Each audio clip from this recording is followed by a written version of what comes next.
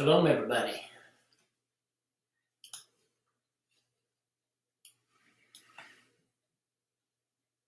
Little music going while we wait.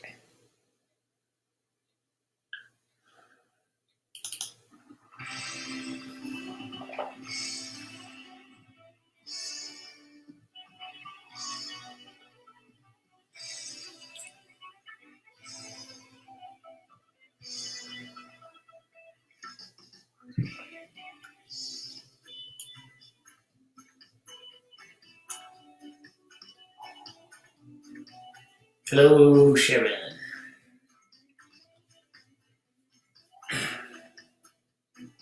Hey, Teresa.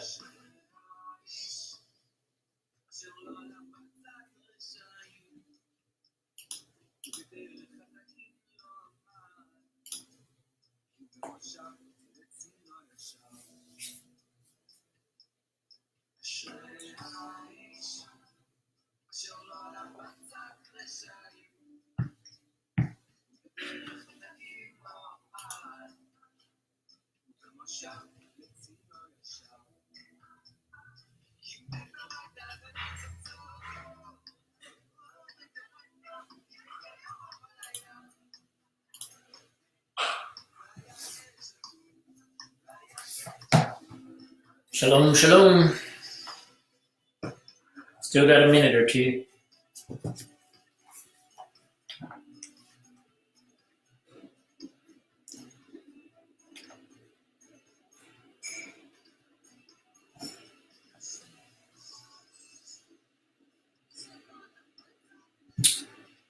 Hello, Hilda. Hey, Steve. Hey, Paul. Can y'all hear me? I tend to talk a little louder because of the perception that you guys can't hear me. So I'm gonna try to back off a little bit tonight. If you can't hear me, just let me know. Hope I didn't blow your ears off.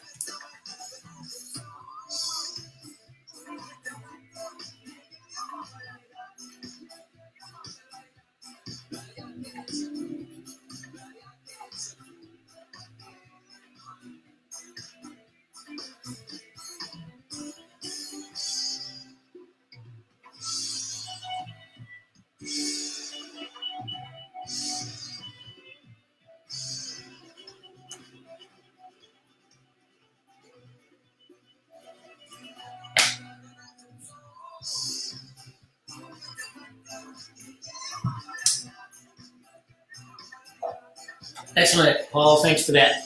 Thanks for the feedback. Shalom, John and Melissa. We're not going to wait like I tend to do. We'll wait just a little bit. Got to at least let my wife get in here. Hey, Betsy.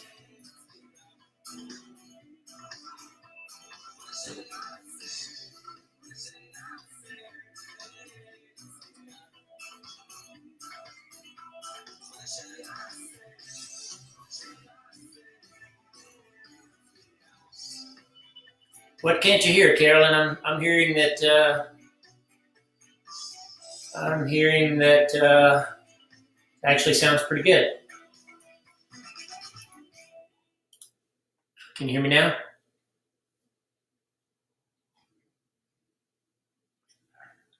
Shalom.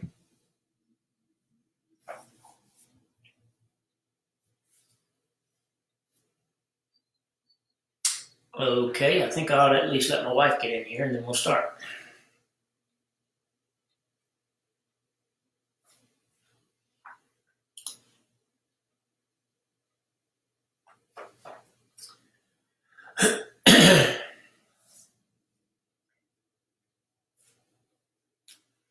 Amen. Excellent. Thanks for the feedback, guys.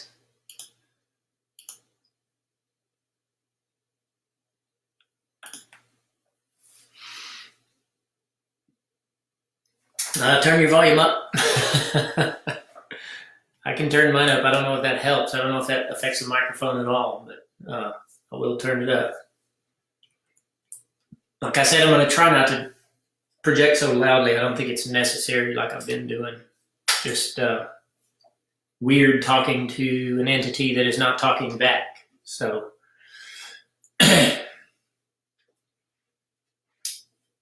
okay. Let's see. We got I'm betting on a few more. But let's go ahead and get started. Baruch atah Yahweh Eloheinu melech haolam, asher bachar banu mikol ha'amim v'natan lanu et torato. Baruch atah Yahweh noten ha'torah. B'shem Yeshua Mashiach. Okay, so last week we took a fast track through the topic of immersion. Some of what we're going to do, and like I said last week and probably a few weeks ago, some of what we're going to do is going to overlap with that topic. So hopefully you'll see how they all tie together. So as usual, I'm going to go to our base text, which is Hebrews chapter 6.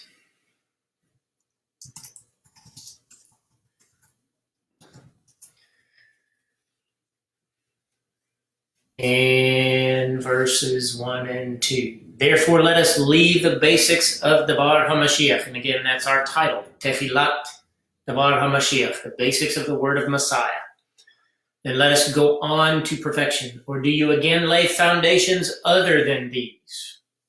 Teshuvah, from dead works. That's repentance. That's turning away from sins that are specifically listed in the Torah that we are told lead to death. Of course, all sins lead to death, but there were specific ones we looked at, not to mention, or I should say not the least of which, is breaking the Sabbath, which is a sin that leads to death. Emunah, absolute trust or faith in Elohim, which was a big topic, but I thought we did a good job covering that in one night. Doctrines of Tekhilat, which is where we were last week. So tonight, and Tekhilat, of course, is immersions, and there were multiple causes, reasons for immersions, and we looked at many of those. And so similarly, tonight our topic is Smikha Hayad, which is the laying on of the hand. That's what we're going to talk about tonight, and I believe there's some understanding about that topic. I think there's also a lot of misunderstanding and misuse of that basic tenet of the word. So we're going to look at that a little more deeply. And then, so for the last 2 weeks are going to be Tekuma, Miben HaMetim, which is resurrection of the dead, and Mishpat Olam, which is eternal judgment. So those are our last two, and I might actually stretch out the last one. I'm not sure yet. We'll see how tonight goes. We could roll into one of those. This is actually the smallest of the topics in regard to my notes, but I'm anticipating hopefully some good discussion. So we're looking at Smikhat Hayad. And that is the Hebrew for the laying on of the hand.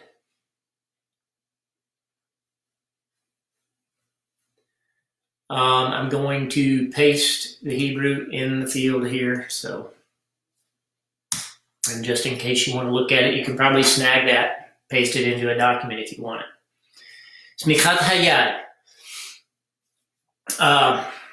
So this is from the word samach. And samach has, just like any other Hebrew word, it is a root, or this is the root of smichat, which I could go into the conjugation of that if you like, but it comes from this root, samach, which means to establish. It means to lean upon. It means to put weight upon. So there's a concept of pressure, almost, weight. In this word itself, to transfer one's weight from oneself to another is kind of the concept behind it. And the first use of that in the context that we're going to speak about tonight. So many of you know that I'm a first uses kind of guy. I like to go to the very source of the word and find out by context, what did this actually mean? We can know the root, but we have to understand its conjugations, and then we have to understand the context and what might have been affecting the interpretation of that word. So the actual first use of it is not in regard to the laying on of hand per se. It's in regard to, if I'm not mistaken, I'm drawing a blank. Nonetheless, it's not in the context of what we're talking about tonight. I think it's in the context of actually grabbing someone and moving them or something to that effect. I'd have to look into it. Forgive me for my forgetfulness. But the first use of it in the context of performing a rite, which is what we're talking about, and this is a rite of Judaism that has been around for thousands of years. The first time that Elohim gives us any instruction about it, that God gives us any instruction about it, is actually in Shemot, which is Exodus chapter 29. And in that verse it says, "Ve'et ha'ayil ha'echad tikach ve'samchu Aharon v'nav et yedehem al rosh ha'ayil." So, and I don't have the translation of that in front of me, so I'm going to stumble through this a bit. Aaron and the ram, you'll take the first ram, and Aaron and his sons will perform Smikha. I'm gonna say it that way just for our sakes tonight. They will perform Smikha of their hands upon the head of the ram. So that's the interpretation of that verse. So this is the first time. This is in, just to establish context a little better for those of you who might not know exactly what's going on in Shemot chapter 29. The latter half of the book of Exodus is actually the giving of the mitzvot, and that starts in chapter 20. It actually kind of starts in chapter 19 when Elohim makes a declaration, blows the shofar, gathers, Israel is assembled around him. He tells them, "I'm going to make you a nation of royal priests." And then he begins in chapter 20 to give the mitzvot, the commandments. And so chapter 29 is the continuation of him giving the mitzvot. And so in this chapter, he is, specifically in this section, he's given them the instruction concerning the offering of offerings. And so there is a particular offering that a ram is used for, and he's telling Aharon, Aaron, and his sons, the Kohanim, the priests, to perform smicha, to lay their hand upon the ram. So that is that definition, if you will, that use, that interpretation of that word is the primary one that we're going to be looking at tonight. And that particular use is the one most often seen in the Torah. And that is the actual laying on of a hand on an animal which is offered for a sacrifice. You see some more of that, just a little bit, a sprinkling of it here in the book of Shemot. But when you get to Vayikra, which is the book of Leviticus, he is giving, so in Shemot, he's giving, these are the things that I want you to do. These are the kinds of offerings that you're going to offer. And then you begin to see, in Vayikra, you begin to see the details. In other words, he kind of zooms in on each type of offering and explains how we're going to do that. And part of many of those offerings, and one in particular, probably 3 or so more than the others, is the chatat. So the chatat, many of you know, is the sin offering. And we're going to talk about that a little bit later in detail. But not only is the sin offering in there, but also the olah, and this is from Vayikra, Leviticus, about chapters 1 through about chapter 8. That's the description, the detailing, almost a chapter for a type of offering. You get, in chapter 1, you get the olah, and then in chapter 2, the zevach shelamim. It's not exactly chapter per offering, but it's close. So the olah is one that you actually perform smicha on, and olah is a burnt offering. And so we're going over this right now. We're actually in this section of the word right now. For those of you that follow the Messianic way, you know that we're reading a schedule, and this is where we are. We've just come through these chapters. An olah, a zevach shelamim, which is an offering of peace, a peace offering, and a sham, which is a guilt offering, a mincha, which is a meal offering. You can't hardly put your hands on that one. I don't think there's any smikha performed for a mincha, which is a meal offering of grain and other types of foods. And then a tenufa, which is a wave offering. And this one is going to be pretty particular to this discussion tonight in a new way, I think. I think a lot of you probably haven't seen, or you've probably seen it, but you haven't really paid attention to that particular offering in regard to Smikha. Any questions?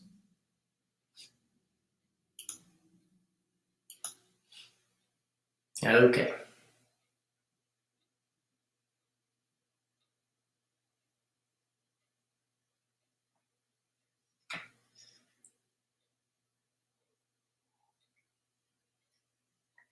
In several of these offerings, and we're not studying those, so if you're curious about it, you can go study those offerings and see, but in several of them, you have the commonality of the supplicant bringing or performing, bringing the animal up to the altar, and before the animal is slain, the supplicant, whoever it is, that can be the person who is bringing the offering himself, or that can be the Cohen who might be bringing the offering on his own behalf, or he might be bringing it on behalf of Israel.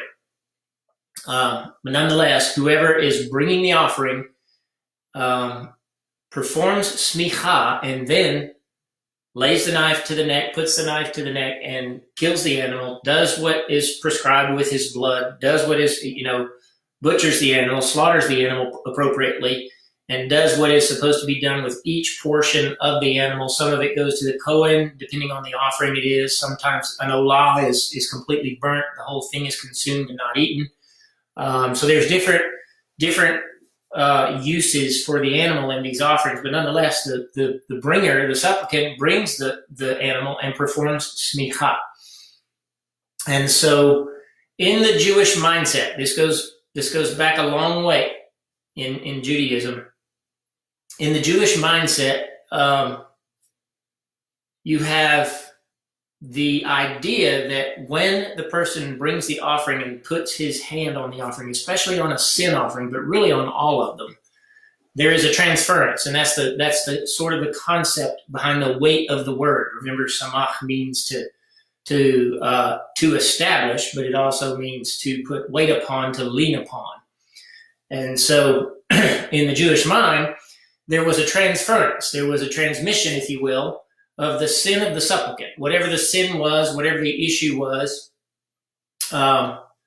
the supplicant is transferring that sin, maybe all sin, or maybe just the sin that he's confessing, maybe the sin of the nation, if it's the Cohen bringing it on behalf of Israel. But nonetheless, the sin is being transferred to the animal, and the animal dies. The animal's blood is shed, and he dies, and his flesh is prepared as food, and then the Cohen eats whatever portion of that animal he is instructed to eat, and in the doing of that, the sin disappears, the sin is obliterated, the sin is done away with, it vanishes from the earth, and so it's a doing away with the sin of the supplicant. So that's. How many of you have never heard that before? Is that a new concept for you? Hopefully we still got people watching. So you see that idea in two very opposite ways as examples in the Torah. And what we don't, hey Curtis, I haven't seen you either. what we don't tend to think about is the direction or the moving, the transference of sin in these episodes. But so there are two very specific examples of the performance of Smikha in regard to that, in regard to the transference of sin in the Torah. And one of them is in Vayikra, Leviticus chapter 24. And I'm going to give you a second to turn, and then I will start reading from verse 13.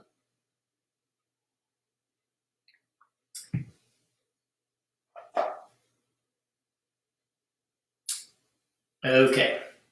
And Yahweh spoke unto Moshe, saying, Bring forth him that has cursed without the camp, and let all that heard him lay their hands upon him, upon his head, and let all the assembly stone him. And you shall speak unto Bnei Israel, saying, Whoever curses his Elohim shall bear his sin. And he that blasphemes the name of Yahweh, he shall surely be put to death.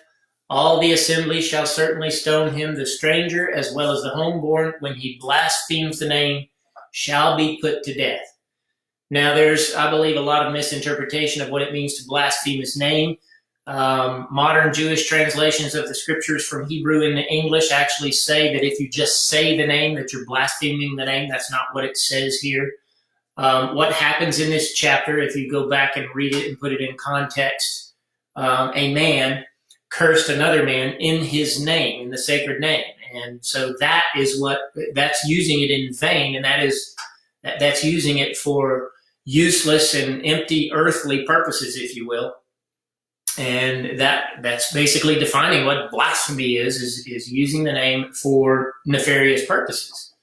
And there's a lot of ways to do that, but in this particular case, Yeshua tells us, curse, do not, bless and do not curse. And we have here a man who is supposed to be a believer, who is part of Israel, and he curses a man using the name, and because of that, he is put to death. But what you see is, let all that heard him lay their hands upon his head, and let all the assembly stone him. So so there's a concept here that some of you probably understand, but some of you may not, and that is Kol Yisrael Aravim Ze Lazeh. All of Israel is responsible one to another. We're all responsible for one another. When one of us sins, we all sin, especially in regard to a congregation. And so here in this context, one guy sinned. And everybody that heard it, everybody that was aware of it, was commanded to put their hands upon his head. And so all of Israel had sinned because of this one guy's infraction. And so they are transferring, in my view, they are transferring the sin of Israel onto this guy, and he is dying so that the rest of Israel is punished. Now, I do believe that this particular episode was done as an example, so that the fear of Elohim would be not only in that generation who watched a man die, but in all subsequent generations who actually read this verse and understand how very severe it is to curse someone in God's name. So we have a question here. Did they still have the weight of the sin after the transfer? That's a tricky question, and there are verses that actually deal with that. It's a good question. So the question is, do they, the supplicant, still bear the weight of the sin after the transfer? In the case of Israel, yes, in the sense that their consciences were not cleaned. Their inner conscience, the inner man, the soul that is within them, does not become clean because of it. It's just they feel a relief because now they have God's forgiveness. They were guaranteed of that. If they brought an offering, if they followed all the instructions, if they brought it with a contrite heart, then they have the guarantee that they're not going to suffer the punishment. And so, but Shaul clearly teaches us over in the book of Ivrim, Hebrews, after the chapter that we're anchoring in right now, he shows us that the supplicant who brought an offering in the temple, that the offering, including the Kohanim themselves, it did not cleanse our conscience. It did not cleanse their conscience. So what we have in in going to Yeshua and performing Smikha on Yeshua. We might as well just go ahead and go there now. In one way, that is what we do when we apply our faith, put our weight, our whole being, the trust of our whole being onto Yeshua. We're transferring our sin onto him. But the beautiful thing is in this case, he is able to cleanse not only our bodies and our minds, but our soul itself and our conscience, and to lift the guilt of our sins off of us. And so I still remember as an 11-year-old boy when I first became a believer in Yeshua and confessed that and took action and left behind the pew, hands hanging onto the back of the pew, and let go and actually went up there and spoke my faith in Yeshua, that he did forgive me. And the weight of my sin was lifted. And any time that I have witnessed to another person and had the joy of participating in their salvation in any way, and then basking in the aftermath of their salvation, and then hearing them say the exact same thing without being prompted. One in particular, one Marine buddy of mine in particular, was overjoyed after he gave his life to Messiah. And we were driving down the road hours later, and he said, I feel like a ton of lead has been lifted off my back. So we have that. Did they have that when they left the altar? No. They had some relief. They had some assurance, and they were putting their faith forward to the Messiah who would eventually do that for them. But in the meantime, no, they didn't have that. So hopefully that answered your question. So in this case, one man sinned, and all of Israel that heard it, everyone that was aware of it, of his infraction, had to come and put their hands on him. And basically, it's almost like a transference of the sin off of the nation of Israel onto that person. He was put to death, and he was buried outside the camp. And in that way, the sin is gone from them. Okay. Any other questions? We're going to move on to the other example, which is probably rarely studied, but very, very interesting, given the type of offering that this is. And I'm willing to bet very few people have seen this substitutionary offering that is brought before Elohim in Bamidbar. And I'm forgetting the chapter. It's chapter 8, if I'm not mistaken. Bamidbar, chapter 8. I'm going to start in verse 5. And Yahweh spoke unto Moshe, saying, Take the Levi'im from among Bnei Israel, and cleanse them. And thus shall you do unto them, to cleanse them. Sprinkle the water of purification upon them, and let them cause a razor to pass over all their flesh. And let them wash their clothes and cleanse themselves. Let them take a young bullock and its mincha, fine flour mingled with oil, and another young bullock shall you take for a chatat. And you shall present the Levi'im before the Ohel Moed, that's the tent of meeting, and you shall assemble the whole assembly of Bnei Israel. And I think it's important to point out here that that's the men. And you shall present the Levi'im, the Levites, before Yahweh. And Bnei Israel shall lay their hands upon the Levi'im. All the sons of Israel standing in the court of the tabernacle were to lay their hands upon the Levi'im. And Aharon shall offer the Levi'im before Yahweh for a tenufah. And there is that word, the interesting word that we've already mentioned tonight, but probably forgotten already. We talked about this on Shabbat in our discussion. It's an interesting word because it means a wave offering. So the reason that we talked about it here recently over the last couple of weeks is because Yeshua is our wave offering, the wave offering of the first sheaf, the first omer of barley, which is a picture of Yeshua ascending up into heaven on the first day after the Sabbath during Pesach. So we talked about the fact that word is rooted in the idea of flight, and particularly in the type of flight that a flag would do. You lift up a flag and fly it. So you're flying a flag. We even have that in English. We say fly. Okay. So I kind of doubt that they picked up the Levi'im and waved them before Elohim. but nonetheless, the Levites themselves become a tenufah before God. And it says that they may do the service of Yahweh. And the Levi'im shall lay their hands upon the heads of the bullocks. And so you have here the Kohanim. You have a process. What we're looking at here is an en masse ordination of the priests. You have them all brought before the tabernacle. It's just been built over in Shemot. They made it. Then they were given the instructions about the offerings in Vayikra, and then Aharon was anointed. And now we get here, and the Kohanim are going to be anointed and begin their service. And so this is their ordination. So that's really what the first use that I want to talk about concerning the laying on of the hands is for ordination. A lot of you understand this, but I just want to look a little bit deeper at this tonight. It's at the beginning of the service in the Mikdash, the beginning of the service of the Levi'im, the Levites. There are specific criteria that they had to go through, and I think each of these things are part of a picture that Yeshua paints for us as well.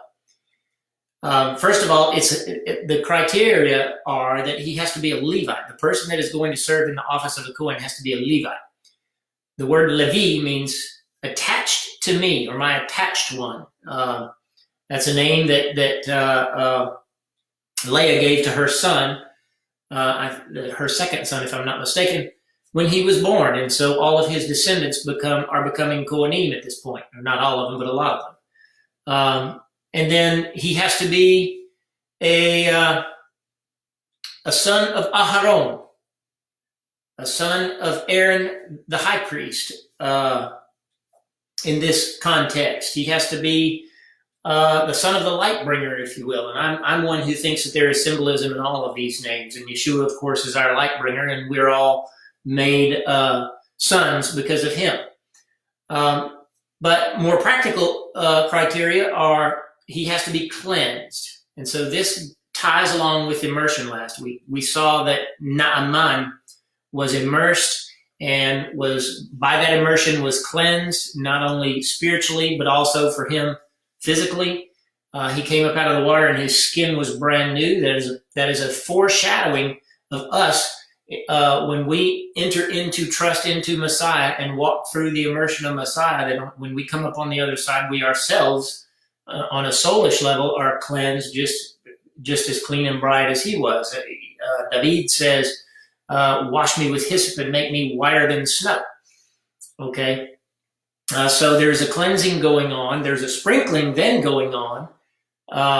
And then they are shaven, and then their clothes are washed, and then their bodies are washed. And so both of these are probably immersions, but it's interesting. The clothes that are being washed here are probably the Levitical clothes, the robes that they were supposed to wear. And then their bodies are washed again before they put those on. And then before the Smikha is performed, then you have the Levi'im themselves have to bring a mincha, which is a meal offering, usually of unleavened bread, and then a chatat, a sin offering. And so we talked about the mincha and the chatat and how closely related they are, and how they are very, very symbolic of Pesach, which is the season that we just came through and are effectively still in, since we're counting the Omer now being on day 12. So there's a lot of reminiscing about Pesach in these offerings, and particularly in this offering that is becoming a tenufah, a wave offering of the Kohanim. And it says then that Bnei Yisrael shall lay their hands upon the Levi'im, and there's our word, simhu yedechem, upon the Levi'im. They shall lean their hands upon the Levi'im. And it says that that Israel will offer the Levi'im before Yahweh for a tenufah from Bnei Israel. So Israel is giving the Levi'im over to Elohim. The Levites are being given to God for service. So this is an ordination. Any questions about that? Shalom.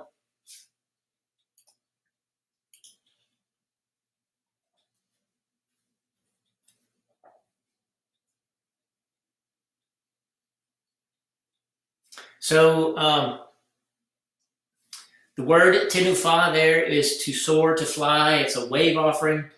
And the Levi'im actually become a wave offering on behalf of Israel. And so that, to me, is very telling because our Jewish people teach that no one can be an offering. No person can be an offering. And here you have the whole priesthood standing as an offering for Israel.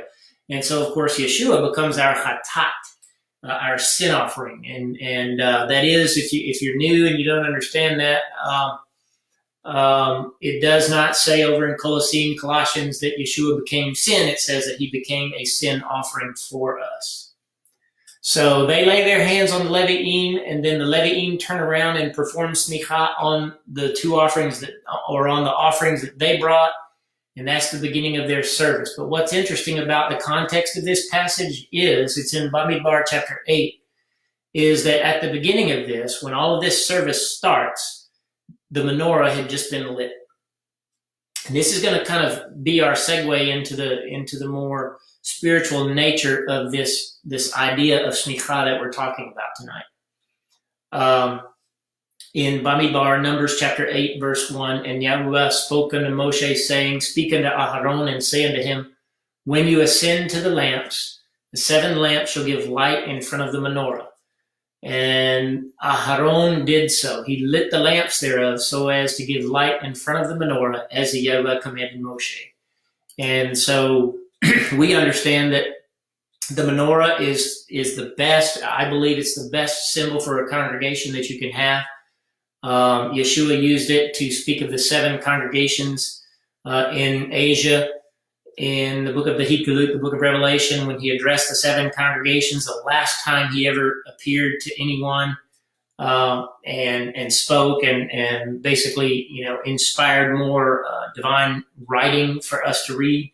Back in about 90 AD, he appeared to Yochanan, who was on the Isle of Patmos, and he dictated those letters, and in each of those letters there was a menorah.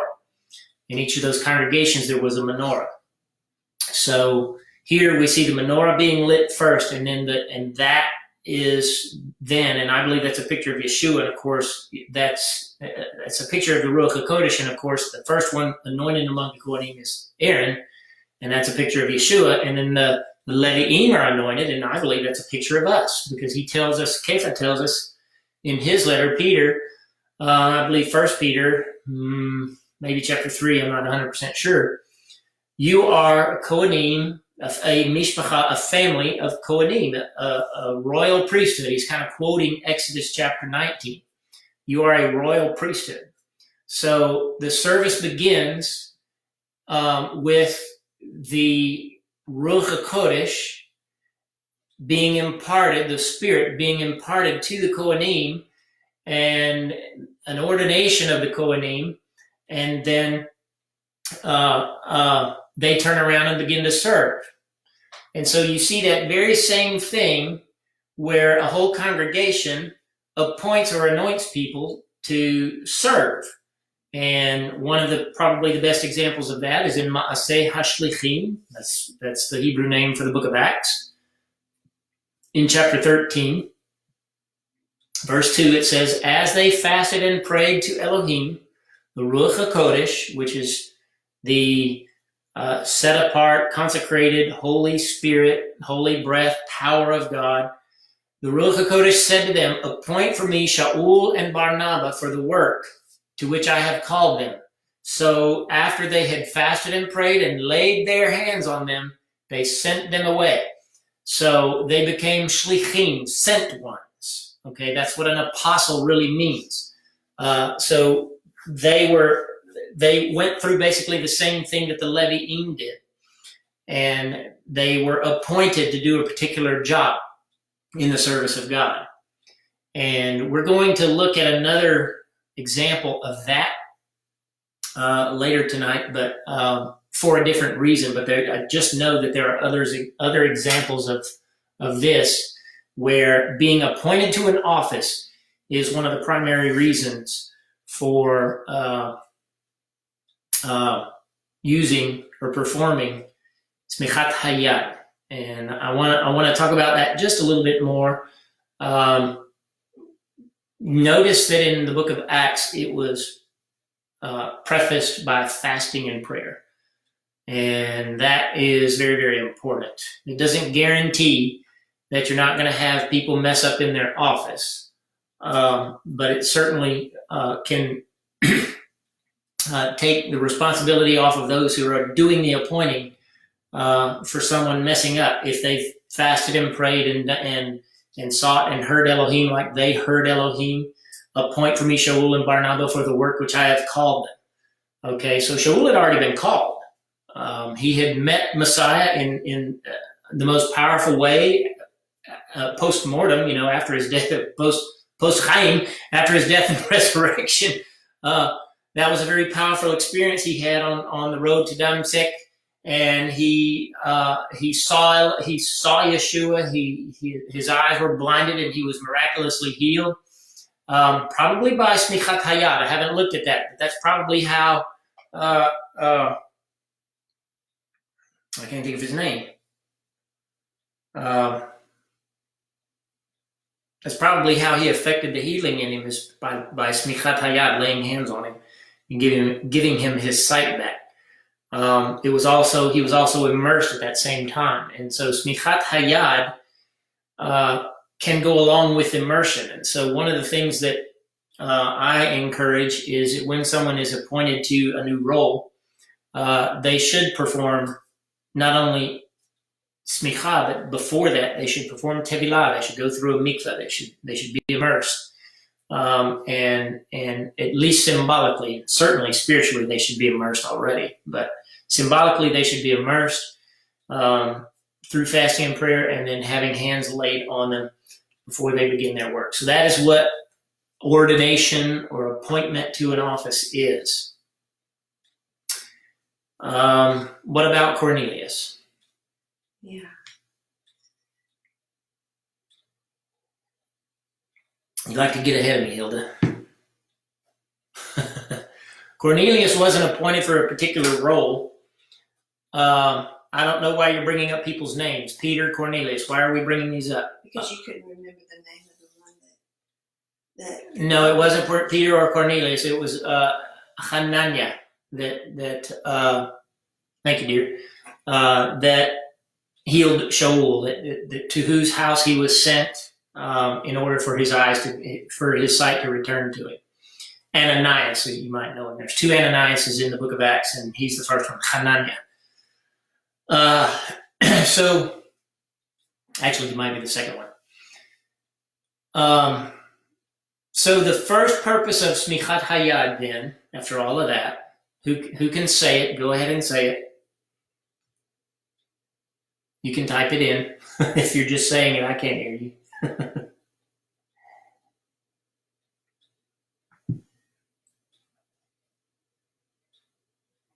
Nobody wants to play. What was your question? What is the first purpose that we've discussed of? To be anointed. No. The first purpose of Smichat Hayad that we've talked about tonight. Offering. No. Anointing. Sin. No. Ordination. To be appointed to an office. Or to be ordained, yes. Oh, yeah. Okay. There are other purposes of doing smicha, and we're going to look at those. And we're going to use as our example for these other purposes, because these are not as clearly articulated in the Torah, even though examples of them are there. Something that a lot of people don't understand is that Judaism, the culture of Judaism, and when I'm saying Judaism, I'm talking about ancient Judaism from 2,000 years before Messiah up to Messiah. That's the Judaism that we practice, and those are the ancient paths that we mentioned from Jeremiah chapter 6.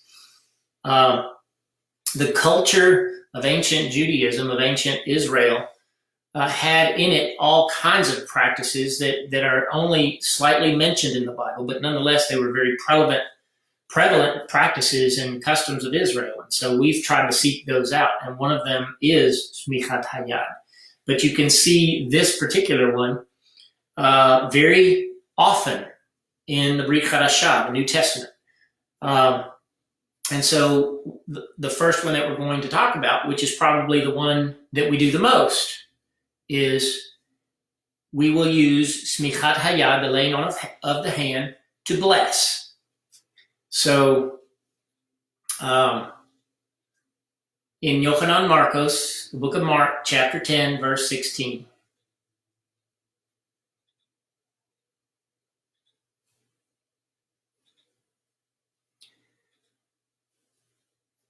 Hopefully everybody's there. And they brought, well, I guess it's verse 13. Yeah, I started in verse 13. And they brought little children to him. This is talking about Yeshua, that he might touch them. But his Talmidim rebuked those who brought them.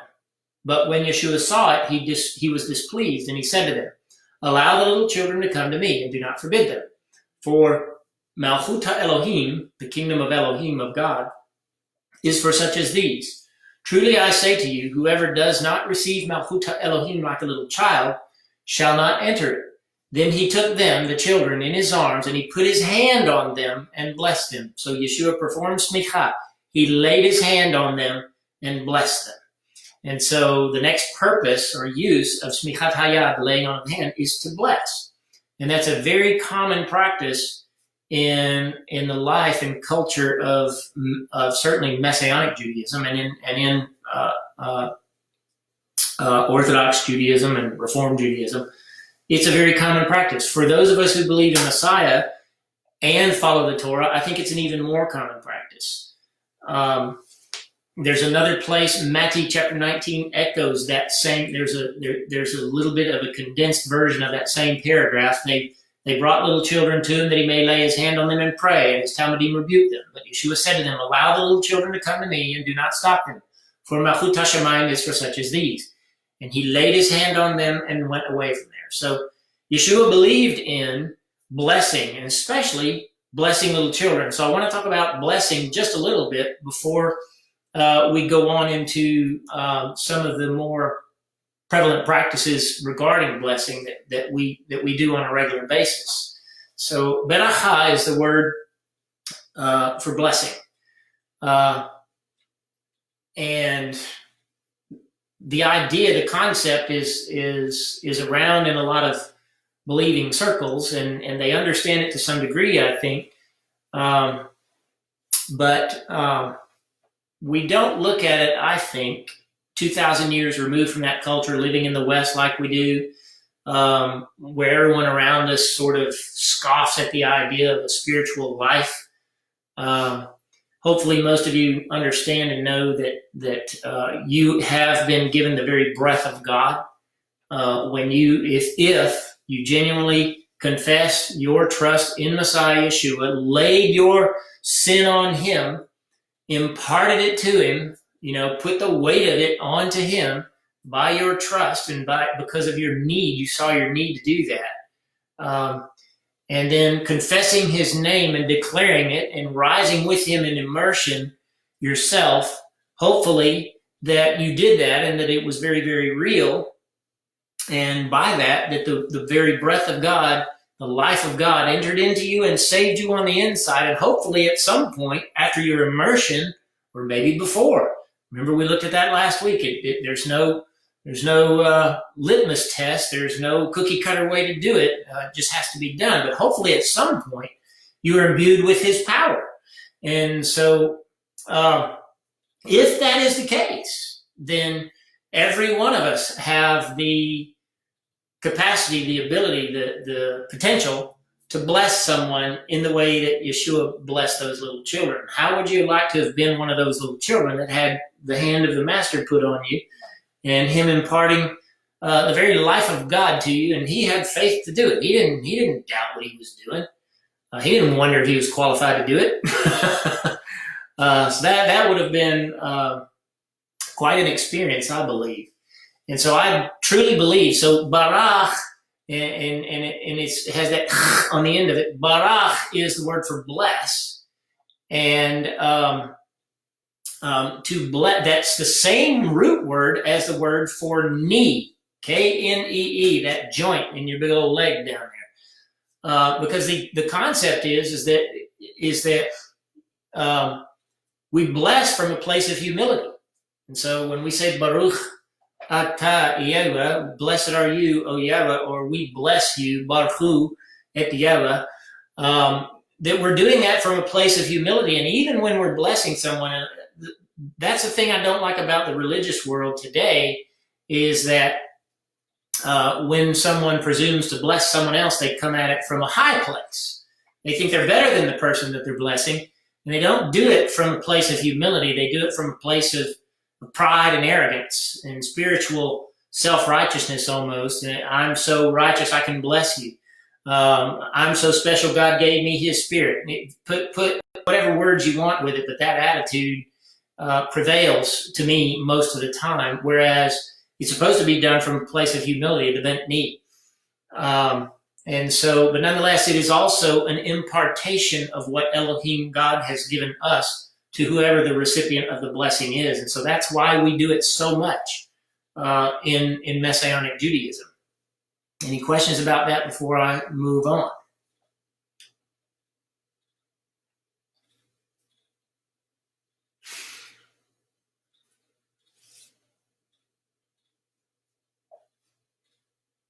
Okay. We are now going to look at, I can't share our Siddur with everybody, but I'm going to mention the prayers that are in the Siddur. A Siddur is a book of order. It's the order of worship. And we begin Erev Shabbat, Sabbath evening on Friday night in our homes.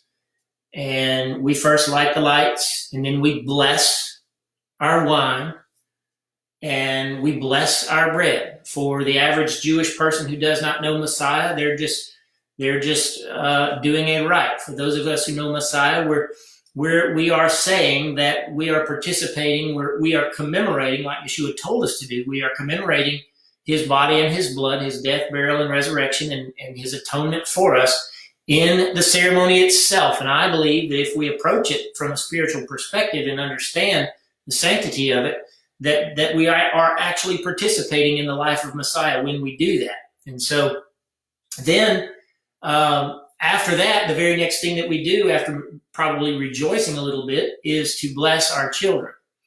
And so we say, Yisimcha Elohim Kefraim Uchimanashe.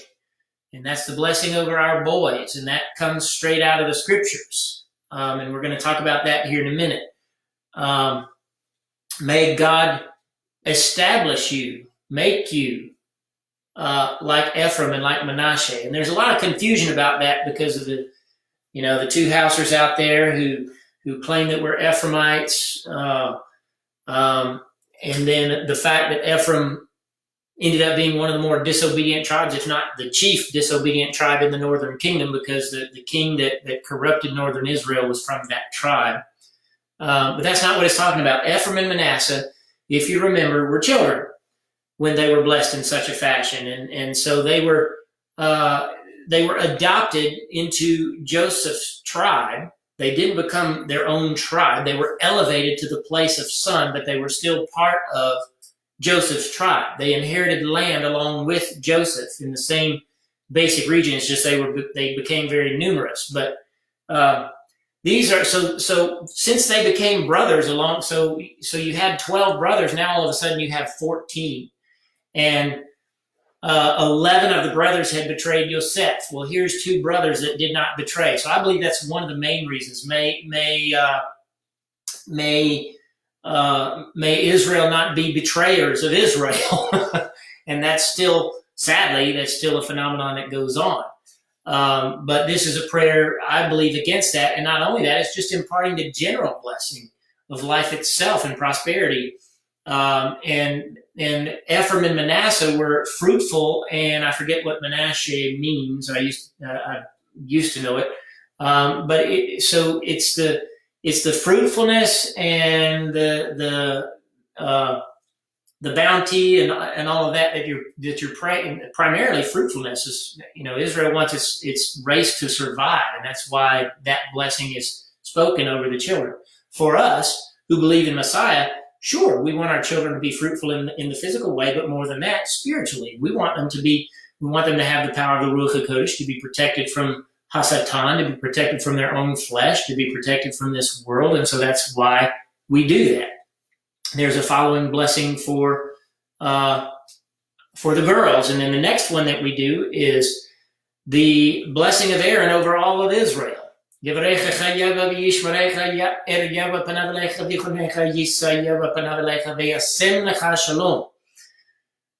Most of you know this. May Yahweh bless you and keep you. Yahweh make his face to turn his face toward you and show you grace.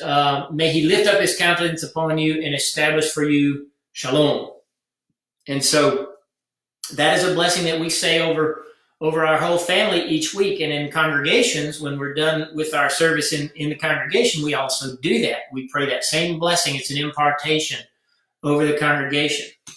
And then we bless our wives with Eshet Chayil, which is Proverbs 31, 10 through 31. And then in Messianic Judaism, a lot of Orthodox and Reform Jews don't do this, but in our walk, we say a blessing over the man. And for us, it's Tekhilat 112, that the wife prays over the husband. And then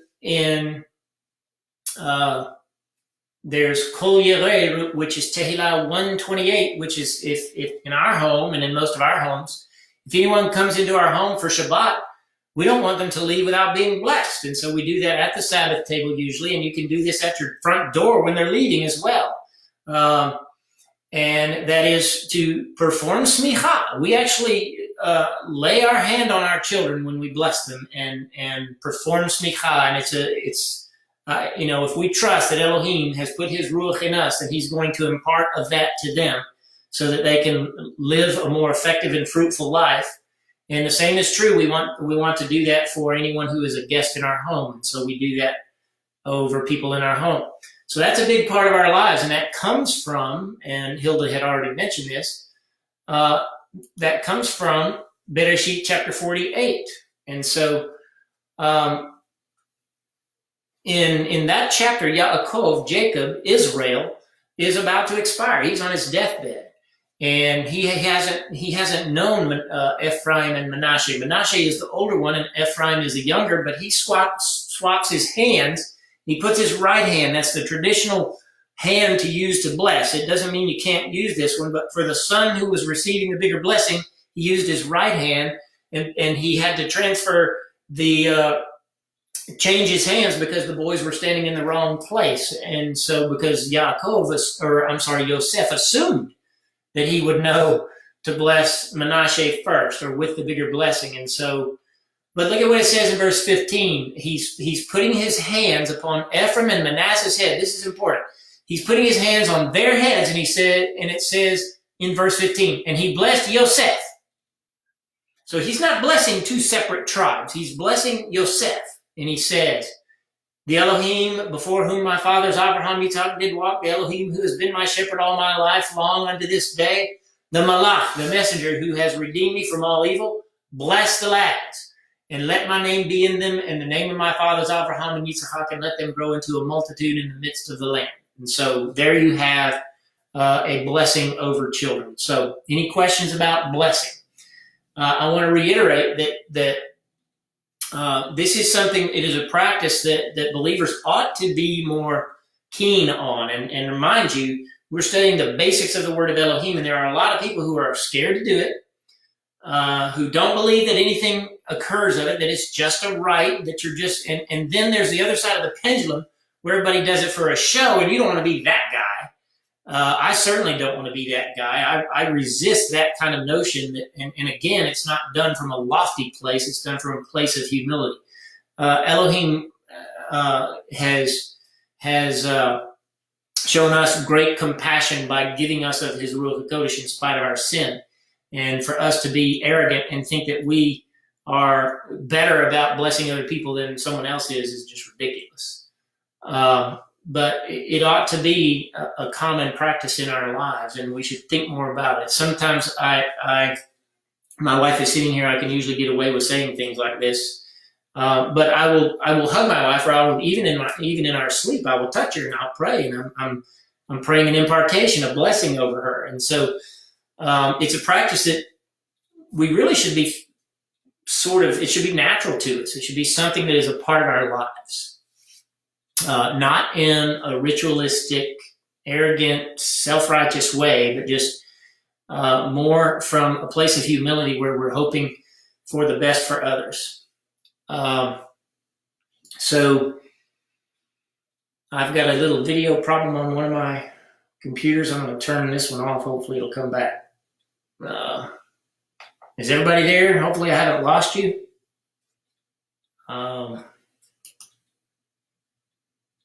Somebody send me a message. I don't want to continue if I'm talking to no one.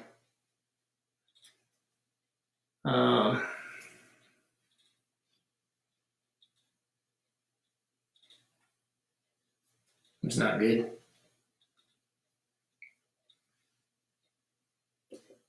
Okay. Maybe we're doing good. Okay, great.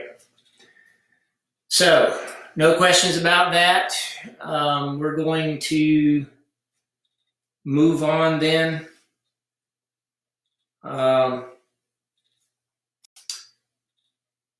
To healing. That's our next purpose for Smikha. And like I said, let me look. We might finish early tonight.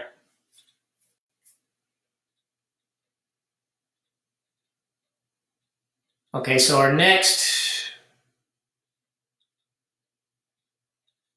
purpose of Smikhat Hayat is for healing. And many of you know this. And again, there's been people who make a show out of it.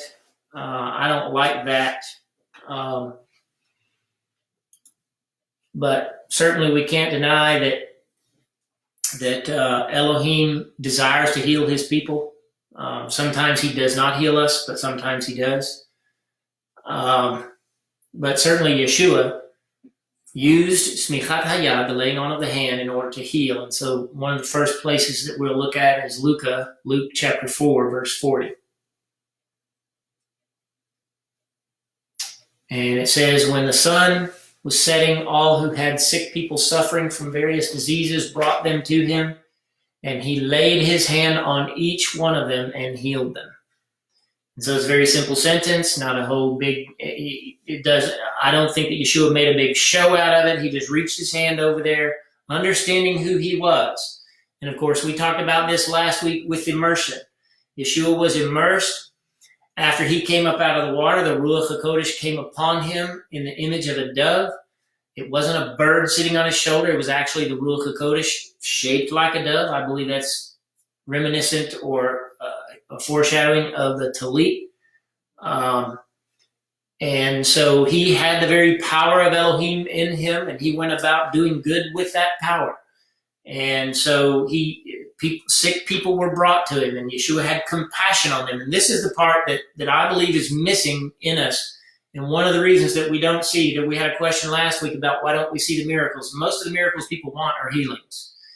And I think that one of the reasons that we don't see those healings, other than the fact that most of us in the world of faith are still tangled in the business of this world too much, and participating in things we ought not be participating in, and doing things we ought not be doing.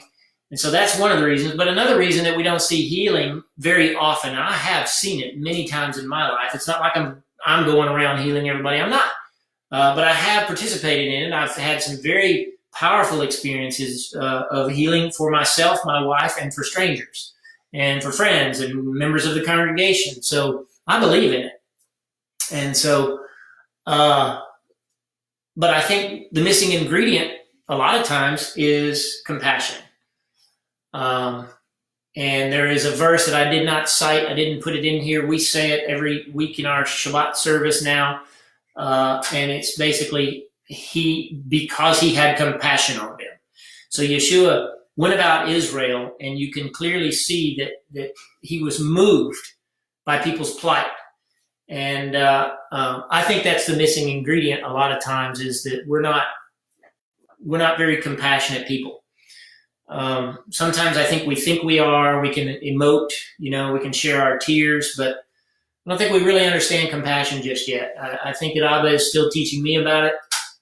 And I think there's a lot of us have a lot to learn in that regard. And I think if we did understand his compassion more, and I think we'd see more of this where people could put their hand on, perform Smikha for someone, actually impart the Ruach HaKodesh for that very specific purpose of seeing their bodies healed of whatever is ailing them. I have experienced it multiple times. I've had the honor and the joy, and I'm blown away that Abba would put me even near anything like that, but very powerful things have happened. I beg for more of it, not for show, but because, people are suffering. So anyway, so there's other examples of laying on of hand for the purpose of healing. One of them is in Maaseh. Again, that's the book of Acts, chapter 28. And verse 8, but the father of Publius was sick with fever and dysentery. So Pavlos, and now I'm going to talk about that just because it came up. We've talked about him so far. We've read in the earlier parts of Acts, and he's called Shaul. Here he's called Pavlos, Paul. That's the Greek name that Shaul was given. I think we actually talked about this at one point. His name was Shaul. He was born a Jew.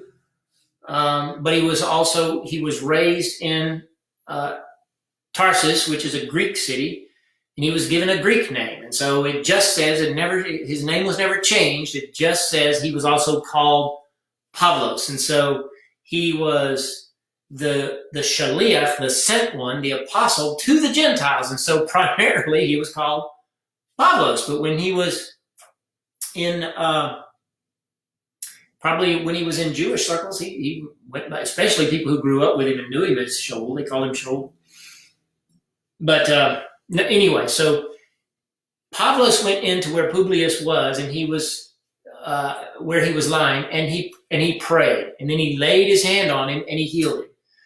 So when this was done, others also sick in the island came and were healed. And so Shaul prayed first, and then laid hands on Publius, and he was healed. And so, Yochanan Marcos chapter 16. This is Yeshua speaking. It's at the end of his ministry. He's risen from the dead. This is right before he ascends. And it says that he said, wonders will follow those who trust these things in my name. And that's Yeshua. They will cast out demons. They will speak with new languages. They will handle snakes. And if they should drink any poison of death, it will not harm them. And they will lay their hands on the sick, and they will be healed. Okay? So there we have it.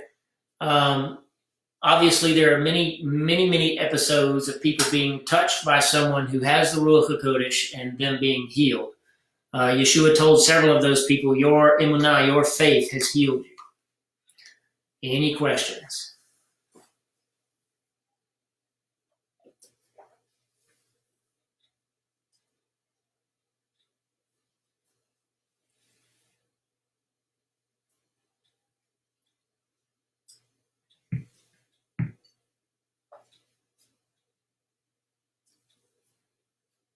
Bueller?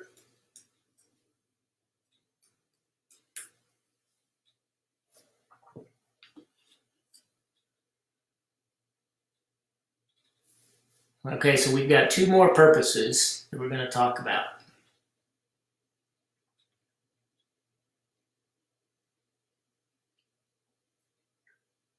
And the next one is the impartation, the giving away, the transference, if you will, of the Ruach HaKodesh.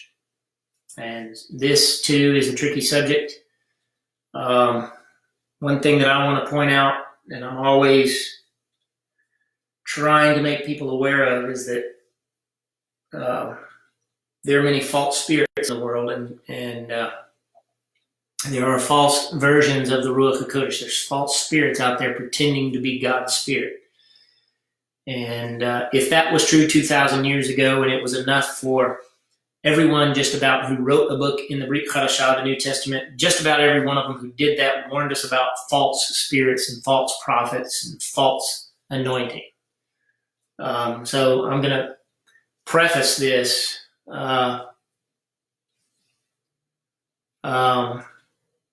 with sort of a disclaimer that not everybody who thinks that they can impart the Ruach HaKodesh actually has his Ruach. They have some other disease. There's a lot of fake stuff out there. So, and we're going to talk about that a little bit in length as our last topic, probably. But nonetheless, it is entirely possible, and I have seen it done for someone who who is a believer, but does not have the power of the Ruach, the Spirit of God. It is entirely possible for one person who believes in it and has it and moves in it to actually look the other person in the eye, just like is seen in multiple occasions in the scriptures, and give that person the Ruach HaKodesh. It's entirely possible. It doesn't happen a lot, again, because I think there is so much fake out there. But it does happen, I believe, and I have seen some very powerful things where the spirit of fear, and that is a spirit, is replaced by the spirit of trust, the spirit of Elohim. And so this gets us into some very deep waters, and this is a basics class, and so I don't want to go too deep, but I want us to understand that the Ruach HaKodesh, the Spirit of God, is transferable from one person to another. But it is all done by trust on the part of the person who says that they are giving it away, and on the part of the person who desires it and wants to receive it. So it does happen. It says we're in Maaseh, the book of Acts, chapter 8. I'm going to start in verse 14. Now, when the Shlichim at Yerushalayim heard that the people of Shomron had accepted Devar HaElohim, they sent to them Shimon, Kepha, and Yochanan. So that's a lot of Hebrew words. I'm going to straighten it out for you Gentiles that are still lost. The apostles at Jerusalem heard that the people of Samaria had accepted the word of God, and that's the word particularly in the declaration of Yeshua as the word of God. They sent to them Simon, Peter, and John, who, when they went down, prayed over them that they, the Shomronim, the Samaritans, that they might receive the Ruach HaKodesh, for as yet it had not come upon them, although they had been immersed in the name of Adonenu Yeshua.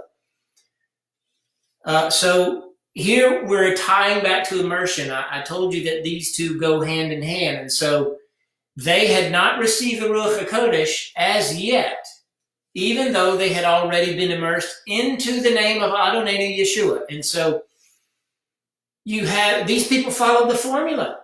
They did what they were supposed to do. They put their trust in the word of Elohim. They put their trust in Yeshua. They confessed his name. They were immersed into his name by later apostles, and not by Yochanan HaMatbil, John the Immerser. They were immersed by someone who saw the resurrected Messiah. And so they had all the criteria of believing in Yeshua, and still they didn't have the power of the Ruach HaKodesh upon them. Notice that it says upon them. So I want to point something out. It's not planned to do this, but I'm compelled to do it. We will go to Yochanan, I want to say chapter 20.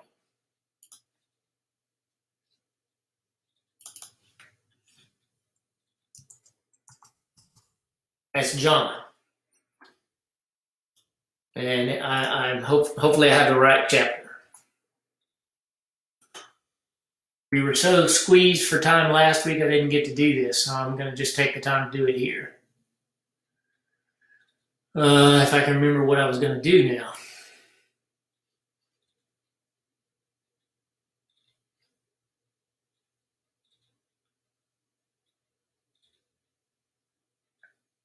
Yeah, okay. So, Yochanan chapter 20, verse 19.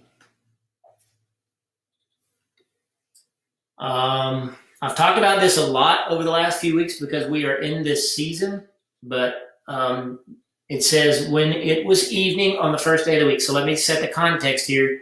Some of you may not have figured it out yet. This is right after Yeshua rose from the dead. That morning, Miriam had gone out to the tomb. Kepha and Yochanan, a couple of the ladies had gone with Miriam, but she found by herself. They'd gone to the tomb and they'd seen that Yeshua was risen from the dead. Okay?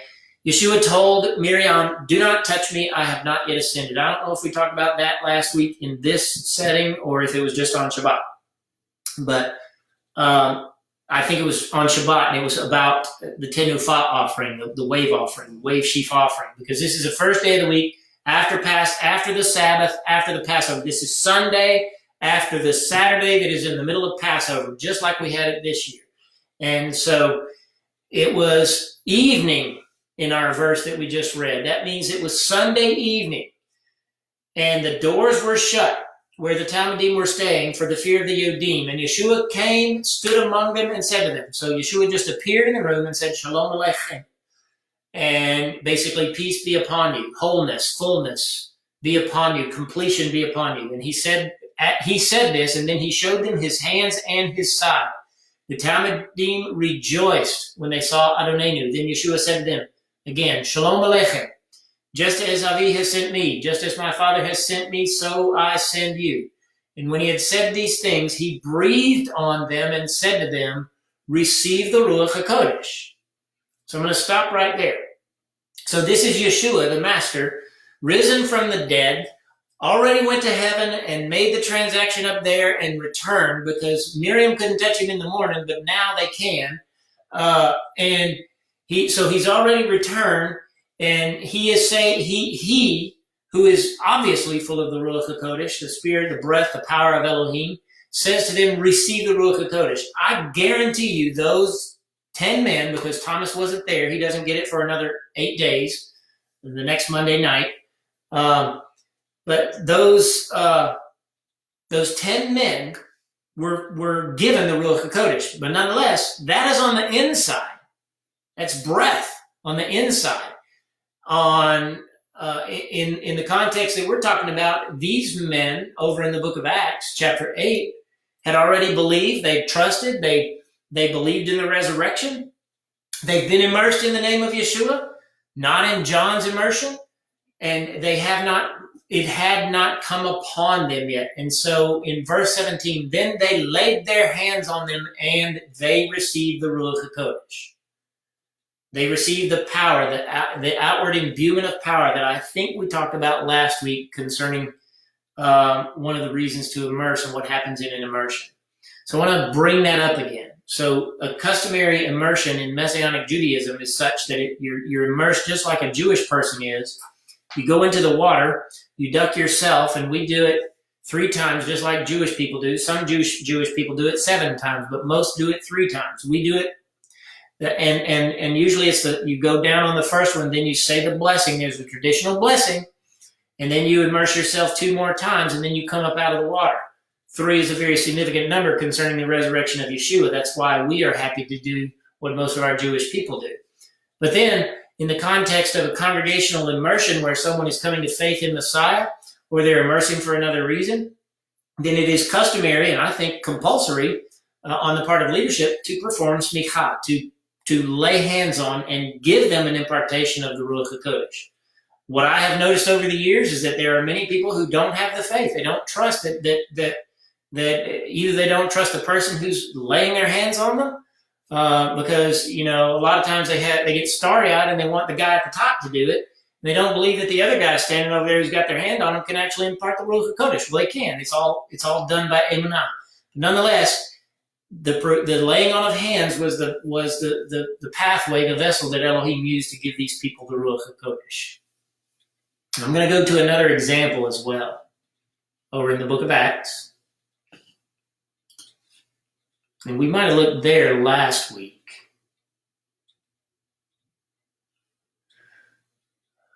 Chapter 19. I think we looked there concerning immersion last week, but like I said, it was kind of fast last week.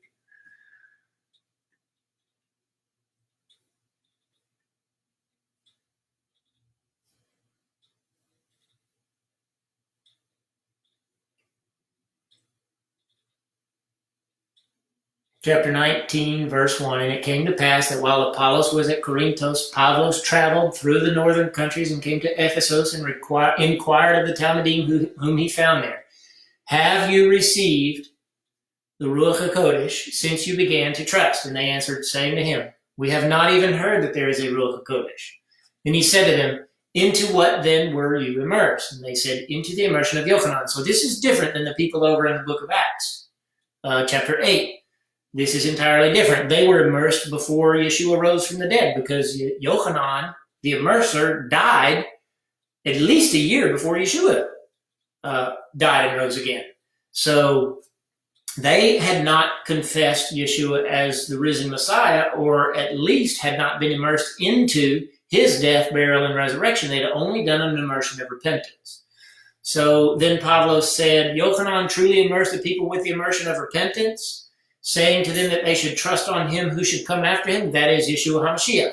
When they heard these things, they were immersed in the name of Adonai Yeshua HaMashiach. And when Pavlos laid his hands upon them, the Ruach HaKodesh came on them, and they spoke in different languages and prophesied.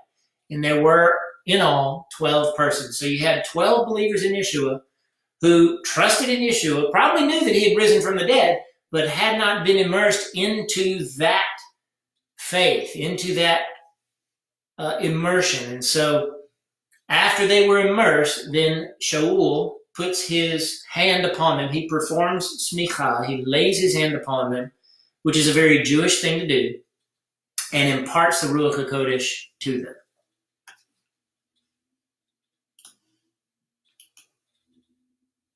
And that concept is not entirely new in the Brit Hadashah, because there's some people that think that that never happened, except, after, the Old Testament went away and the New Testament came, and abracadabra, now you have a Ruach HaKodesh. That's not true. The Ruach HaKodesh of Elohim was in the very beginning. It's in the first verse of the Bible.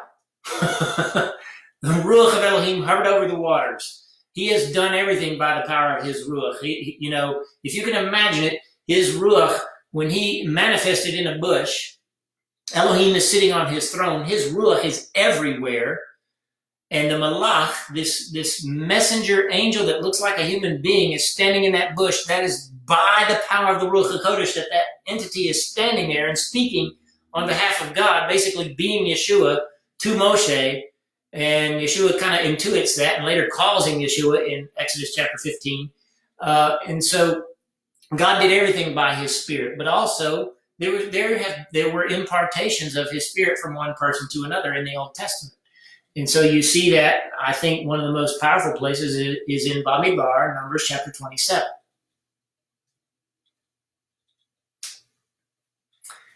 Verse 18.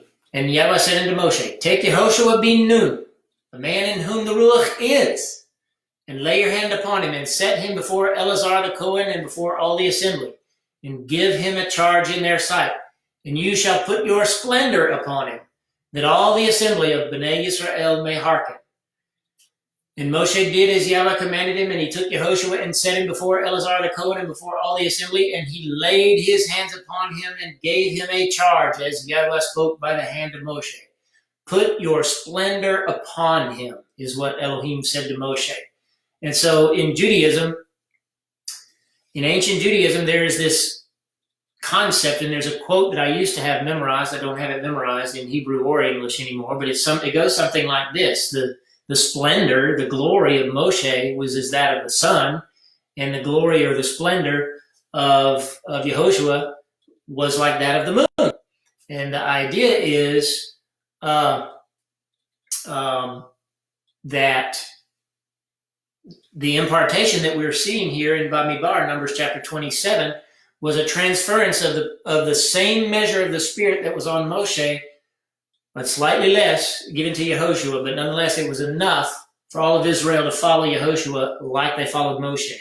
So I got a couple of statements or questions here. Let me look at them. Should we be trying to heal and exercise this gift?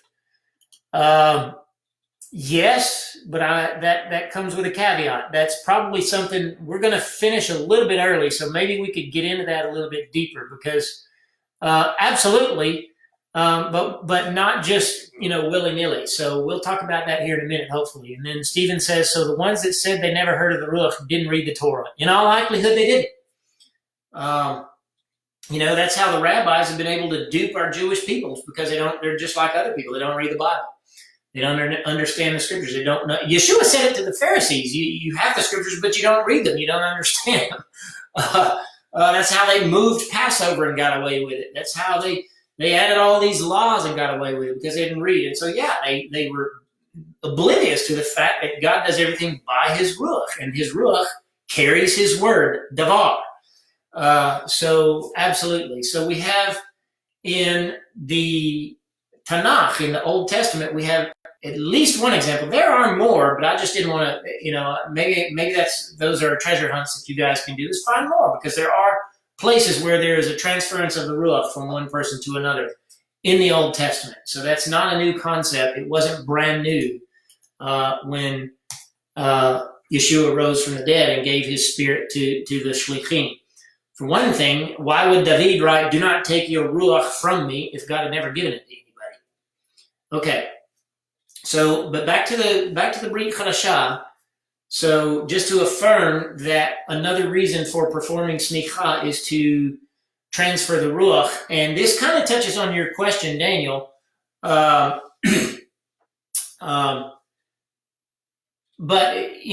hopefully everybody understands that there are specific powers of the Ruach. And, you'll hear different teachings about that. People will teach from Romans 12 and say there's about 9 gifts. And then people will teach from 1 Corinthians chapter 12 and they'll say there's about 5 gifts. And then people or 6 or 8 gifts. And then people will teach from Ephesians chapter 4 and 5 and they'll say there's 5 gifts there. But what we teach is from the Tanakh, where it all comes from anyway, and that's Yeshayahu, Isaiah chapter 11, verses 1 and 2, which is a picture of the menorah, and there are 7 ruchot that are mentioned over in Revelation chapter 5, I believe, where the menorah is seen in the Revelation. Yochanan, John is standing in the throne room. He sees the menorah, the sevenfold Spirit of God, I believe is chapter 4. He sees the sevenfold Spirit of God. That's a menorah. And so those 7 spirits are mentioned in Isaiah 11 too. The spirit of Yahweh, the spirit of Chokhmah, wisdom, the spirit of Binah, understanding, the spirit of Etzah, which is counsel. That's the most important one. That's why it's on the middle branch of the menorah, the 4th branch, the branch of Yeshua. Da'at, the spirit of knowledge. Gvorah, actually Gvorah comes before knowledge.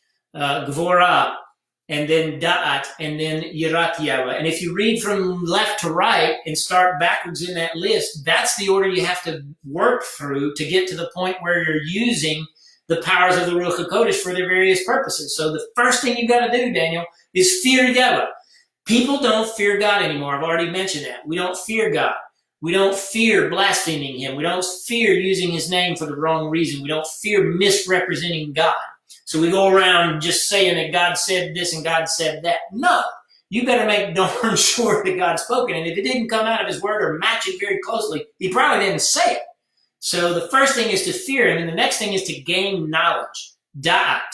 So if you're looking at Isaiah 11, chapter 11, verses 1 and 2, read the gifts of the Spirit. Read the 7 spirits backwards. And the first one is the fear of Yahweh. And the next one is Da'at, knowledge. You have to know him to get knowledge. And then you start getting into Gvorah, which is might. That's power. That's when you can start maybe praying for someone and actually having Elohim move and heal their bodies. And then you get to Etzah, which is counsel. And that's where prophecy begins to come from, is out of counsel. Etzah, which is the tree of the menorah. Etz is the tree. And then the fear of Yahweh is the beginning of wisdom, right? Well, wisdom is the second gift, and if you're coming at it from the other direction, you go through Binah first, understanding. Binah is the word for understanding, but you're building. It's the word for building. So you have to you take knowledge and power and counsel, and you begin to tie those things together and understand them better. And you're starting to develop understanding, and then you get wisdom, and then probably by the time you die, then you can actually go and visit and see Elohim and be in the fullness of his Ruach. I don't think very many people ever get there. The Jewish people are trying. They've invented Kabbalah to try to get there.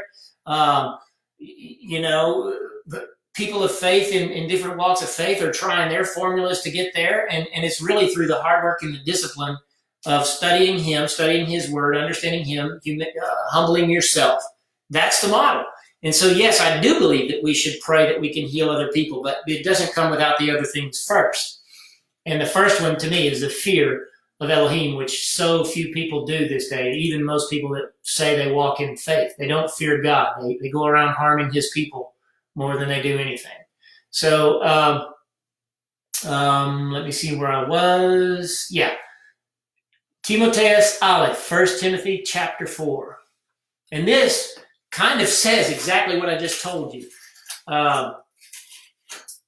This is Shaul Paul writing to Timothy, who was a young man who grew up. He's the first generation Messianic Jew. He's like me. He had Jewish, although I had Jewish blood on my dad's side as well. He's Jewish on one side and Gentile on another side. He grew up in the Messianic faith. And Shaul anointed him, appointed him, and laid hands on him. And he's reminding him of that fact. And he says, and until I come, strive to study, continue in prayer and teaching. Do not neglect the gift that you have, which was given to you by Nebuah, by prophecy. That comes out of the Etzah branch of the menorah. And by virtue of Smikha, the laying on of the hand by the Zechariah, the elders. I wanted to look at that. I meant to look at that beforehand in the Hebrew to make sure. Oh, shoot, I just opened up another browser. I didn't need that. That's 1 Timothy, what did I tell you? 4:14.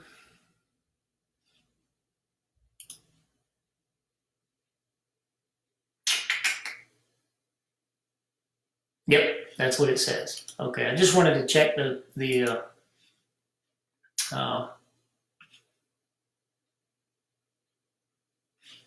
interpretation of that. And then again in 2 Timothy, he says, for this reason I remind you to stir up the gift of Elohim, which is in you by Smikha, from my hands. Okay, so in the first chapter, he included all the Zechariah, but in this chapter, he just included himself. That's not mutually exclusive. He's not, equivocating here. It's just he said it one way one time and one way the other time. But he participated. The point is, he participated in the Smikha for Timothy, which was an impartation of the gift of Elohim to him. The gift is the power of the Ruach HaKodesh. For Elohim has not given us the spirit of terror, and that is pachad and not yirat yad. The fear of Yahweh is respect and awe and trepidation at who He is. But He doesn't give us a spirit of terror. We're not to be walking around terrified of Him or of anything else. But He has given us a ruach of power and of love and of good discipline. And that last one is the part that most people lack, and that's good discipline. To do what? To strive, to study, to continue in prayer and teaching. Teaching is not just something that Timothy would do, but, because I've said this multiple times, I teach so much because I learn so much when I teach. I love to learn. So I believe that's what Shaul is saying. So he's reminding Timothy twice now to stir up the gift that Elohim put in him. And so if you've been a believer for any length of time, then you probably know, and I did it this morning. I'm not trying to be haughty or high-minded or anything like that, but I'm in fact, it's just the other way around. I'm admitting that I have to get in here and stir the pot and pursue Elohim and invoke the presence of His Ruach HaKodesh. It's done by emunah, but it's done by discipline and work and trust and striving as well. And the more that we do that, I believe that and do the other things that are required of us to do in regard to living purely, then I believe that we will see those things. Let's see.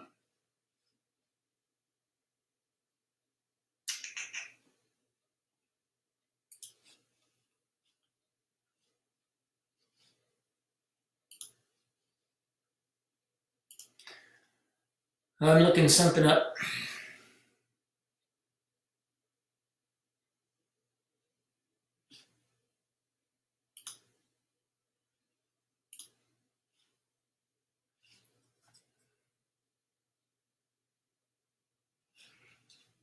Okay.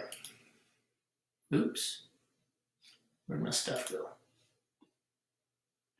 Gotta get my notes back. I lost them. Okay. We got 30 minutes left, and we're down to our purpose that we had just discussed is the impartation of the Ruach HaKodesh, and so the laying on of hands is also used for the impartation of the Ruach HaKodesh. That's the point that I've been trying to make. But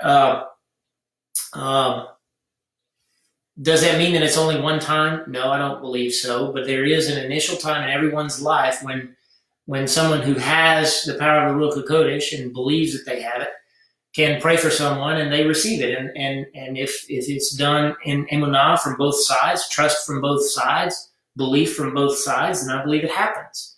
Does that person, is there one cookie cutter response? No. And there's multiple religions that teach that. One, or several religions teach that if you don't Shandai, Rondai, tie my bow tie, then you didn't get the Holy Spirit. If you don't fall down, you didn't get it. If you don't emote, if you don't cry, if you don't, if you don't speak in tongues, if you don't do their litmus test, then you didn't get it. You don't have it. My question is can you see your breath? No one can see their breath. The only time you can see their breath is when you're with frigid cold outside. And I hope that we're not in that spiritual condition, because that means your breath is in danger. If you're starting to see your breath, it's starting to get to a point of danger, But the point is that there are multiple occasions. We just read them. Yes, in one occasion, people spoke in other languages. In the other occasion, they didn't. So there, and the speaking in languages of Cornelius, when his family was immersed, and we read about that last week, when they heard the Besorah, the good news, and they received the Ruach HaKodesh, without the intervention of man, God had to do it that way to convince Peter to put his hands on them and pray for them and immerse them. And that's why he immersed them, is because God already gave them the power of the Spirit. So, there's not one cookie cutter response to it, and there's not one cookie cutter episode that happens to everybody. Everybody's experience is going to be different. And sometimes there's not a reaction at all, except for perhaps just a great peace, a joy, and then sometimes more emotional people might emote. That's not wrong, but it doesn't then become the litmus test. And that's where I believe a lot of people are messing up and making it, and they make a joke out of it. So we have to be careful about that. Any thoughts or questions? I'm going to move on to our last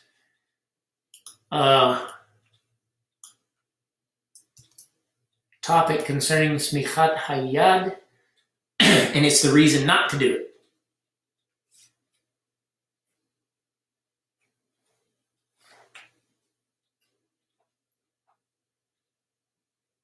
And so in Timotheus Aleph, 1 Timothy chapter 5, verse 22, Shaul is still instructing Timothy, and he says to him, do not perform smicha hastily on any man. And I've translated it just slightly differently. I'm going to read it in Hebrew first. Al tismoch yad. That's our word. Tismoch yad. Do not. You will not. Do not. In haste, perform smicha on a man. Ve'al tishtatef bechata'e acharim. So I'm going to read a slightly different translation than even the one we use, just because I want it to be a little bit more literal. Do not perform smicha hastily on any man, and do not fellowship in sins after them. Keep yourself pure. And this is a difficult topic because it's intangible. I can't prove it, but I have experienced it. And this could be talking not only about going around and putting hands on people in a religious context, or in a, better I should say, in a congregational context. But I also believe it's just in general. Don't go around touching people, especially people you don't know. But what it's saying here is, do not perform smicha hastily on any man. And then it says, and do not fellowship in sins after them. The al tishtatef. The tishtatef there is the word fellowship, participation. Fellowship in the sense of participating in, getting involved with. Bechata'e, sins afterwards. Okay, or you could say, and the resulting sin that follows. Okay, follows what? Follows the laying on of hands. And so, since we're talking about the transference of the Ruach HaKodesh from a person with it to a person without it, what do you think is the implication here? Is it possible then that other spirits move by that same vessel, by touching from one to another, and especially if the other person is willing it to the other person? And you can bet your boots that there are people out there who worship Satan and know that they have spirits following them around and know that they can give them away. And so you better be careful. And I'm telling you, I have learned it from experience that Satan sends people to congregations more than he does anywhere else. You don't need him going out there winning sinners. He doesn't have to try to trip up the ones that are happy in their sin. He's after people who are trying to live a righteous life and trying to do right by Elohim and do good. And so he's going to send false people into congregational settings to contaminate the congregation. And I'm not the one who invented that. Yochanan said it. Yaakov said it. Probably every writer in the Brit Hadashah said it. So you can bet your boots that I have experienced that and at times didn't know that I was experiencing it. But looking back, I've seen that it has happened. And so you can be brought down, you can be buffeted, if you will, by spirits that travel from one person to you. Just because you, in your innocence and maybe your naivety, like myself, trusted that you could put your hands on them in either a religious way or even in just a friendly way. And the next thing you know, you're dealing with something you don't know why you're dealing with it. So that is a reason not to perform Smikhat Hayad. And those are the words, the exact words that he uses there. He conjugates Smikhat a little differently. Al tismoch yad. Do not lay the hand on a man quickly. That's what he says. So we've got about 20 minutes left, and I'm actually done with my notes. We've actually covered quite a bit and been kind of thorough in it and moved at a decent pace. So I'm going to allow questions for a bit if any arise, and if not, we'll sign off. Bueller?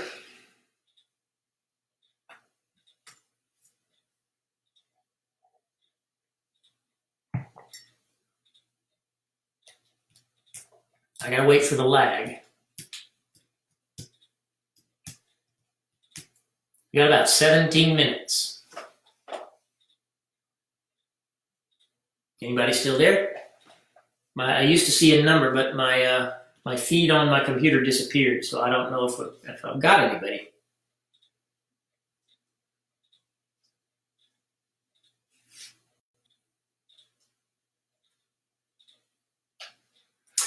Good question. How do you know if that happened, and how would you get rid of it? Well, if you lost your shalom, it probably happened. There are people out there that teach and think that Hasatan can't touch a person of faith, and it's all just your flesh. That is baloney. Hasatan is here to steal, to kill, and to destroy. And if you think that he's not jacking with you, then you might have issues, unless you're just trained in these ways and you know better. But so how do you know that it happened? Like I said, you lost your shalom, and you may have lost your shalom months ago, weeks ago, a few days ago. You don't know.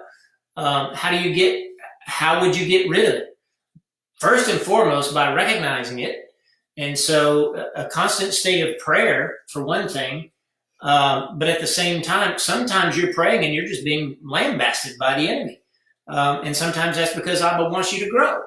So the process is what we talked about a while ago, what he told Timothy. Let me get back to those scriptures. I moved my notes a little bit. Strive to study, continue in prayer and teaching, Do not neglect the gift that you have. And that's the part I think that we tend to do without recognizing that we're doing it. We neglect the gift that we have. We've been given, those of us who trust in Yeshua, that he is risen from the dead, that he is standing at the right hand of Elohim, that he is the governor of the world, and that he has employed us, enlisted us into a war. Those of us who understand that, we sometimes forget that we have the very power of God that has already overcome Hasatan within us. And it's way down inside of us. And how do we invoke it? By our mouths, by trusting, first of all, that it's there. And that's the part that we, there are people who want the manifestation first in order to build the trust. And that's not how it works. That's kind of a tricky way to say it, but that's really what it is. People want to see it, the evidence of faith first, before they trust. And that's not faith. That's you testing God. And so the thing that we need to do is to trust that Elohim has put it in us, and then to invoke it and to speak it, and to call to mind the verses of Elohim. And one of the ways that I do it, especially, that has been especially honed, I should say, over the last few months, is through the Psalms. When you study, like he tells us to do in 1 Timothy 4:14, then you know that there are portions of the Psalms that are prayers against every kind of enemy that you can imagine, and against every kind of infraction against you that you're going to experience in life. And when you know that, you go to those Psalms and you employ those Psalms, and that's what I have done, and I've learned to do. And I've learned to begin to minister to other people in that regard. When I hear that they're going through something, then I will suggest some prayers for them, because the Tekhilat, the Psalms, is a book of prayers. So that's probably one of the biggest ways to do it, is to put the word of God on your mouth. But the biggest thing is to trust first. And I guess before that, to recognize it when you're talking specifically about being buffeted by an enemy. And so let's go to Ephesians.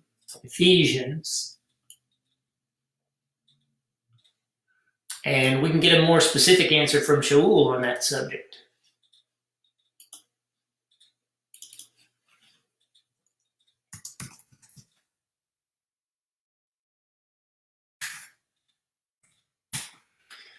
I gotta find it.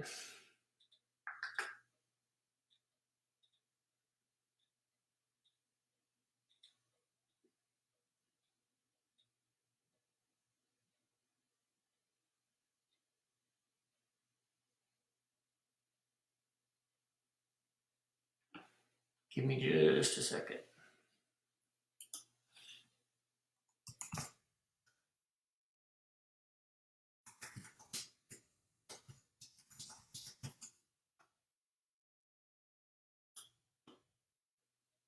Chapter 6.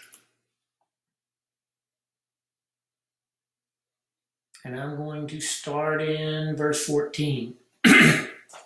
Arise, therefore, gird your loins with truth, put on the breastplate of tzedakah, which is righteousness.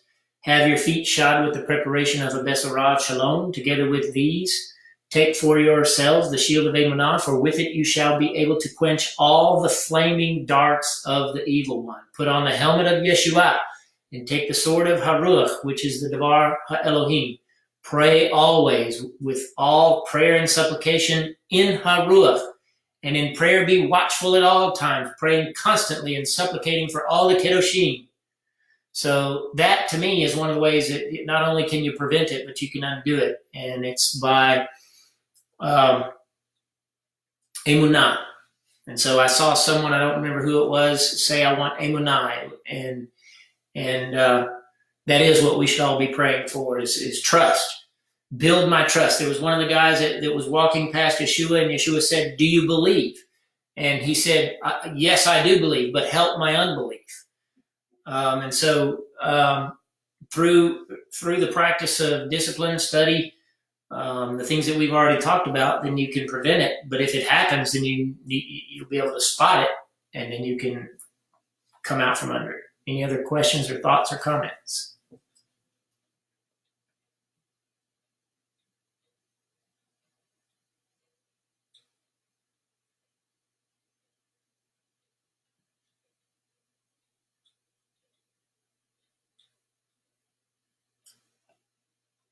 What book is the armor in? Ephesians chapter 6.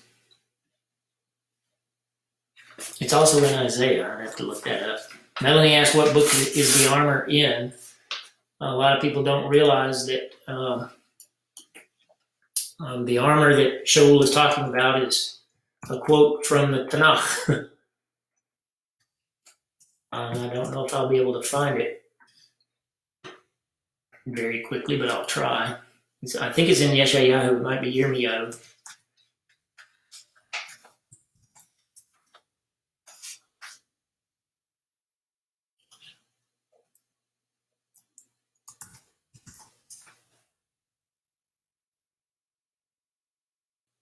No, it's Isaiah 59. So if we want to turn there, let's look at that.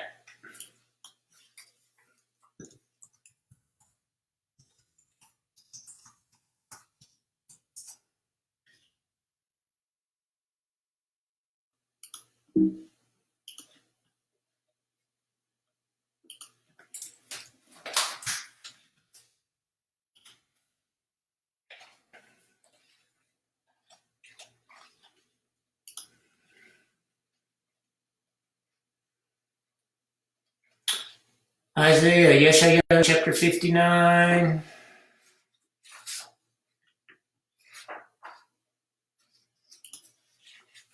Verse 17. Let's look in verse 14. Justice is turned away backward, and tzedakah stands afar off, for truth has stumbled in the broad place, and uprightness cannot enter, and truth is lacking, and he that departs from evil makes himself a prey. You see that? He that turns away from evil makes himself a prey. That's Prey. That means food for the beasts, a victim. And Yahweh saw it, and it displeased him, and there was no justice. And he saw that there was no man, and was astonished that there was no intercessor. Therefore his own arm brought salvation unto him, and his tzedakah, it sustained him. And he put on tzedakah, righteousness, as a coat of mail, that's a breastplate, and a helmet of Yeshua, which is salvation, upon his head. And he put on garments of vengeance for clothing, and was clad with zeal as a cloak. According to their deeds, accordingly he will repay fury to his adversaries, recompense to his enemies. To the islands he will repay recompense. So shall they fear the name of Yahweh from the west, and his glory from the rising of the sun. For distress will come in like a flood, which the breath of Yahweh drives. And so all of this is talking about Yeshua, but it's his helmet. The helmet of salvation, that you see it there, Yeshua. That's Yeshua's name with a conjugation on the end of it, a modifier on the end of it. And so the armor that Shaul is talking about is spiritual armor that Yeshua wore. And in this sense, it's figurative, but so he's telling us what it is. And it's effectively those 7 powers that we've already talked about. So Smikhat Hayad plays a part in that. It's an impartation from one person who has it to another person who does it. But in the context of what we're talking about, keeping the enemy at bay, did you see that? He who departs from evil makes himself a prey. And if there's ever a day where that's true, it's the day that we live in. We are seen as wicked people just because we trust in Yeshua. Just because we say, don't do bad things. So the armor is very important and part of resolving the issue with Hasatan coming at us with his fiery darts. Any other questions?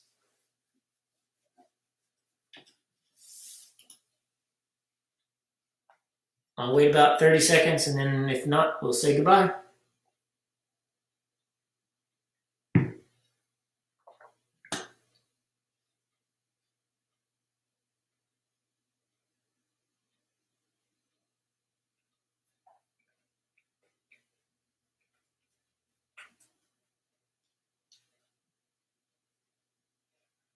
Okay. Hopefully I'll be able to save this when I've had some technical issues tonight, so pray that I can save a copy of this. All right. Hitro, shalom.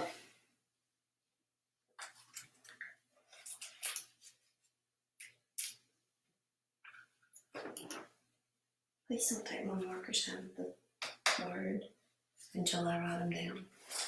Okay. Oh. I gotta figure out how to stop this. My buttons went away.